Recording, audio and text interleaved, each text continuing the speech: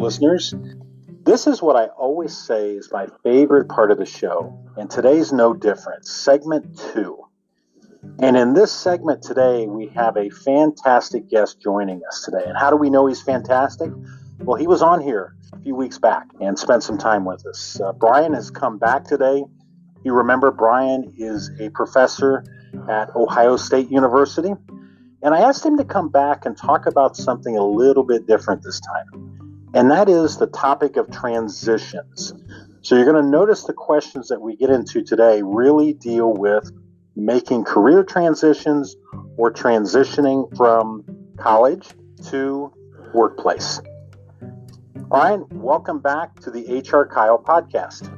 Kyle, it's great to be back, and I really enjoy your podcast. So, again, I want to thank you for having me back on. No, Brian, we're glad to have you. We've been looking forward to this conversation today. I know a lot of my listeners have asked me questions about making the transition, so I know you can shine some light on that for them. Yeah, a transition is not always easy, but a change is something that we have to expect in this life. And as I've gotten older and more mature, life is ever changing, and you've got to be able to change with the times. For me, as a professor at The Ohio State University, I found that the way I taught 25 years ago won't work today. You've got to be able to reach your audience, and you've got to have, for me, it's got to be centered around the student and around what they believe in and the best ways that they communicate. So for me, I learn a lot by observing the world around me and also how my students react and how they learn. Many students and many people in general, they learn by what they see or hear, one or the other, but usually it's a combination of things. So we've got to learn to adapt, to change with the times, and to make it student-centered, people-centered, whatever it might be. Brian, that's some wonderful advice to kick off this session. We have a phrase that I use in my work called meeting the person where they are. And that sounds like what you're describing there. Yes, absolutely does. When I first started in this profession, and that was back 38 years ago, the student wasn't really the center of the circle. The professors were hard-nosed. They weren't really kind to the students, and I think that was one thing that led to really a major nursing shortage. There's a phrase in nursing that nurses eat their young. Often supervisors, charge nurses in general are very tough on new grads and young nurses who just graduated, and that just doesn't fly anymore. We have to be committed to the learning of our students, and really nothing is louder than overthinking things. We've got to learn to be kind. Kindness never fails, and that's one thing I've tried to be as I've gotten older and more mature. Kindness is the way to go, and really kindness makes you beautiful. Right, that's some profound wisdom, and it really leads really well into my first question for you tonight. And one thing I talk with young professionals about is making that transition from classroom to the workplace. And I really see a lot of people struggle with this. In your work, you're guiding and instructing students every day, as we've talked about. What are qualities that you see in the classroom that you find make the transition to the work world easier? That's a great question, Kyle. And really, everything you can imagine can happen. So when you go to a classroom, for example, you're going to work. You don't get paid for it, but what you get is you get a paycheck in education and street smarts. The one thing I've learned, especially for nursing students or students of any type of profession, is never quit, because those feelings that come back are feelings that never left to begin with. So when you get tired and when you feel overwhelmed by your day, just take a little break, reboot, And, someday I always tell my students that one day you'll laugh at how much you let things bother you in the present. Have your focus and have a focus on, I'm not there yet, but I'm going to get there, and I'm going to make life the best that I can make it. If I can take anything away from that, I would take a couple of things. One, have a laser focus on your goals. Secondly, realize that you're going to have some ups and downs. And I heard 3 in there. Maintain your health. Focus on maintaining your wellness and taking care of yourself through this. And then probably if there's a 4th one here, have a little bit of a sense of humor. Absolutely right. I couldn't agree with you more. Really, young people in general, they have to learn how to control their minds. And that's true for all of us, but it starts when we're young, that if we can control our mind, our self-control, and control our emotions, we can do anything that we put our mind to. But it starts with our mind. And really, we all have to be honest. We have to be true and be real to ourselves. And don't be intimidated by what you see. If you see other people maybe not working as hard as you are, but maybe not talk as much. Everything doesn't need a reaction. Look around and just observe things. It gets back to being true to yourself. That old phrase, honesty is the best policy, still rings true, especially in today's world where we know we have a lot of fake news, a world of phoniness, false prophets. Be true to yourself, but keep that focus. We often talk about professionals making career transitions, and you and I have talked about the struggle that can be. For those students who come back to college, so they've worked for a little bit, and then they've decided they want to pursue a college degree, what are some things they struggle with, and what are some things that you find that they strive with? Well, some of the struggles really start with the doubt in your mind, that self-doubt. And one thing I have found, Kyle, is that people speak to themselves, that inner dialogue, with a very negative communication. That self-talk is very, very negative. They have actually done studies that I have researched quite a bit because I also do podcasts. And they have found that negative self-talk is much more damaging than people who speak positive to themselves. Now, I want to say that again, if you don't mind. Negative self-talk is more damaging than people who have a positive outlook. So we really have to train our mind to be stronger than our emotions. However, we have to do that. For a lot of people, it's really just showing integrity, standing up for your rights, giving gifts every day. I have found that every day I tell myself, I want to give a gift back to someone today. Now, whether that's letting someone out in heavy traffic, or giving a compliment, or a smile, or just showing some caring.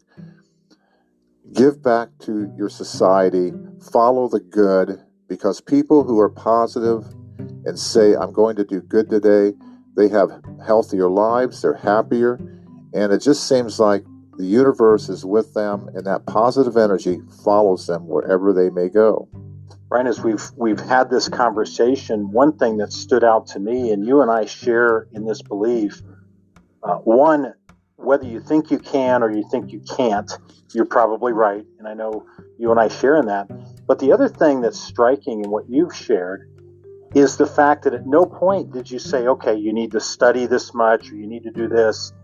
A lot of what you speak of, that you see success in other people, is simply the mindset that they take in approaching their life's challenges.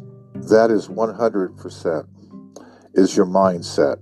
Now, I do think that it's very important to have a grateful heart. A grateful heart and a grateful mind is best achieved by just being aware of your surroundings and your world and having an appreciation really for what you have in life. And also looking at life where you look at the good in life. In other words, really being mindful of the blessings that you have. I feel like all good gifts come from above, but I want to be mindful of that. I want to be grateful. that mindfulness is really what I talk to young people about, and not only my nursing students, but a lot of people I come in contact with. Now, mindfulness really isn't a mind that is full, especially negative thoughts and cares of the day, but it's being mindful of what good things that you have in your world and in life. Mindfulness is really a way of thinking, which is basically what you just said, in which you focus on being intensely aware of what you're sensing and feeling in that moment. It should be without judgment or worry. To me, it's about being aware of my surroundings, appreciating the goodness, the positivity that I am seeing and hearing and feeling. So, if I can encourage all your listeners out there, have a mindfulness that starts by clearing your mind of all the negatives and all the cares of the world and all the worries and frustrations and even the bad memories that haunt you and worry you. I practice mindfulness every day, and that involves some breathing. I call it inhale courage, exhale fear, and it's a focused relaxation. So I'm going to encourage all of your listeners and also my students, if they're listening, to have that mindfulness.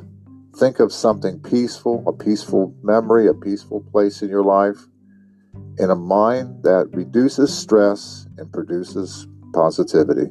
Brian, that's a very grounded response, and I do hope our listeners are taking all that to heart, because, again, what I heard you say was, in order to achieve the things that you're looking to achieve, in order to have that laser focus, you've got to have your mind clear. It's got to have positive thoughts.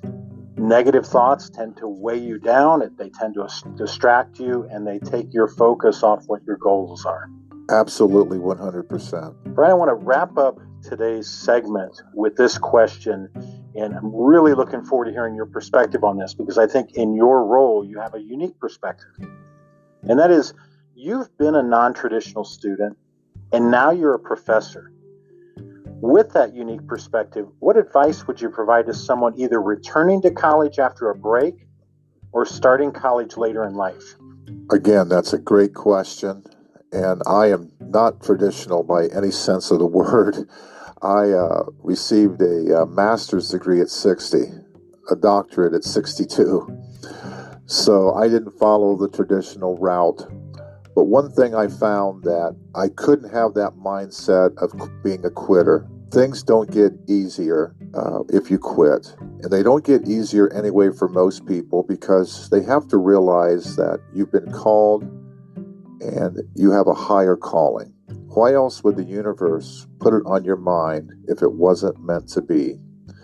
So again, I'd like to encourage your listeners and my students, if they're listening, to not quit. In particular, keep trying. Don't make excuses. Don't live in the past. Don't overthink things. Don't be afraid of change and things like that. But focus on the positives. Be grateful. Don't be so hard on yourself. Seize the day, really. I love that phrase, carpe diem, seize the day. And, life is a gift. We don't know at all how long we have. For some of us, it might be sooner than we think, and we don't want to have any regrets at the end of our life. I hope I'm encouraging someone, and I know you encourage a lot of people by your podcast. But remember, everyone, your positive thoughts lead to positive outcomes, and your deeds, whether they're good or bad, they follow you. And I always tell my nursing students, have a caring heart, a teachable spirit, and that will lead to an amazing nurse and an amazing career. And there you have it, folks. That's the conclusion of segment 2 on the HRKyle podcast. A special thank you to Brian for joining us yet again for this episode. I was really looking forward to hearing his perspective, and I think there was a great deal of wisdom passed along there to our audience. So, Brian, thank you for joining us yet again. My pleasure, as always, Kyle. I look forward to these podcasts. I don't miss them, and I want to congratulate you on everything you've done, the great podcast. I know it's helping a lot of people, and I want to give a shout out to my students at The Ohio State University. Stay true to yourself, and I'll see you again down the road, Kyle. Thank you very much. Wonderful, Brian. Thank you. Thank you very much. And students, thank you for tuning in. Certainly appreciate that. In fact, I want to thank everyone out there who's listening tonight. You're the reason why we do this, and your support means the world to me. So be sure that you're connecting with us and following the show. And until next time, stay motivated, stay inspired, and stay tuned. This is the HRKyle podcast signing off. Take care.